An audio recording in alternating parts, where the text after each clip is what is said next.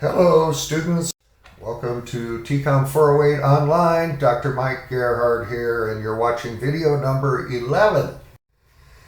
Hey, I hope you're staying happy and safe and sane during the pandemic.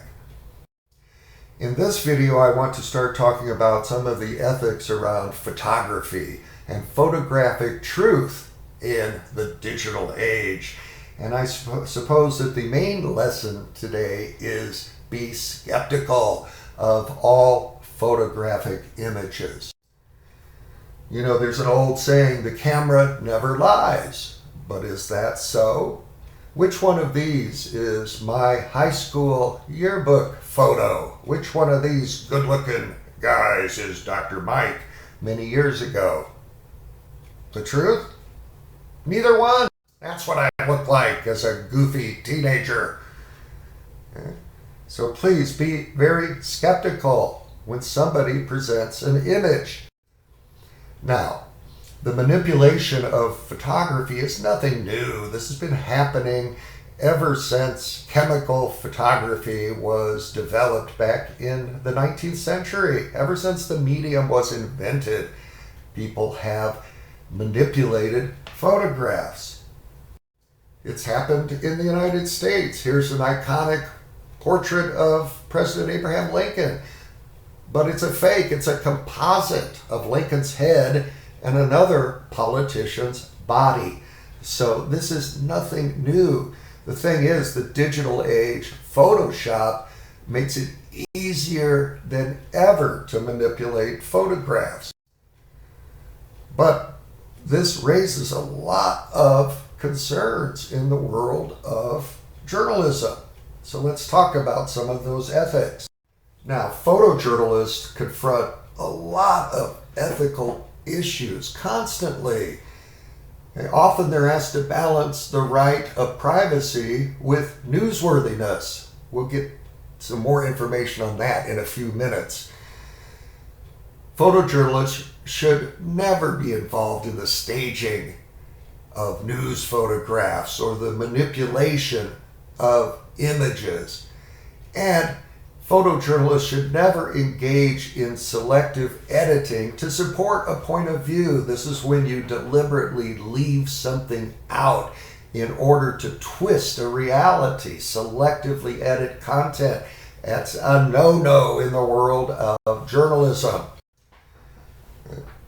Photojournalists should not use cover video and file footage in the news unless it's clearly identified. They should be transparent about file footage.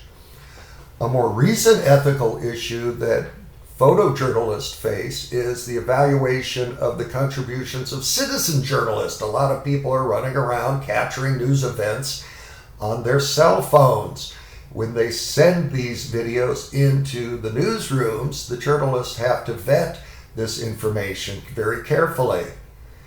And then journalists always should be concerned about their values. And one of the values in TV news is the visual. If they have a strong visual, that story might displace a more important, more newsworthy story about some issue in the world. So TV journalists should be careful about overemphasizing visuals sometimes. But the camera never lies, and seeing is believing. Don't buy into those old maxims. They are not true anymore, if they ever were. Sometimes a picture can be taken completely out of context. Consider this photo of former President Barack Obama. Now, it appears that he might be checking out the rear end of a young lady in this photograph, but he wasn't. If you watch the entire video, it's clear that President Obama was really concerned about this person's safety and if she was going to successfully navigate a rather tall step. He was watching her walking up steps. But you could misinterpret this photograph very easily. Here's something important to remember. A picture is always a construction, an interpretation of reality. It's not reality itself. It's always a reconstruction of reality. So always be skeptical. Seeing is not always believing. And photojournalists should never present an image that takes something out of context.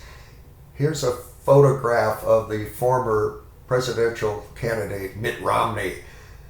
Now in this photo, the girl is actually looking at something on the ground, but we can't see that because the photo has been cropped, so we don't see the entire context, and it's very easy to misinterpret this photograph. Photojournalists face a variety of ethical issues on a daily basis. And the basic ethic here is that photojournalists should always act with some compassion and sensitivity for people in the news. Now, if we look at the National Press Photographers Association Code of Ethics, it tells the photojournalist to try and treat all subjects with respect and dignity, and to give special consideration to the vulnerable people and compassion to the victims of crime or tragedy. Photojournalists should intrude on private moments of grief only when the public has an overriding or justifiable need to see that moment of grief.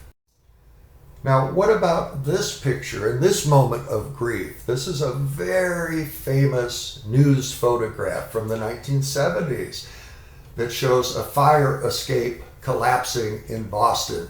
Now, this photo, although it's controversial, it won a Pulitzer Prize for spot news photography. The photograph was given the Pulitzer Prize in 1976. It was first published in the Boston Herald and then newspapers around the world, but it got a lot of hostile reaction. The media was charged with sensationalism and invading the privacy of the victims and pandering.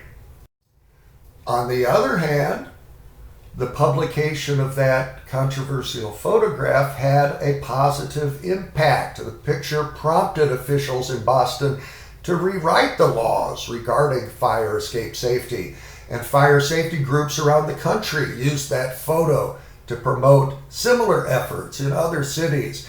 So you could make the argument in this case, although the photo violated the basic ethics of photojournalism, the ends might have justified the means. Another famous photograph that produced a lot of negative reaction was published in 1928.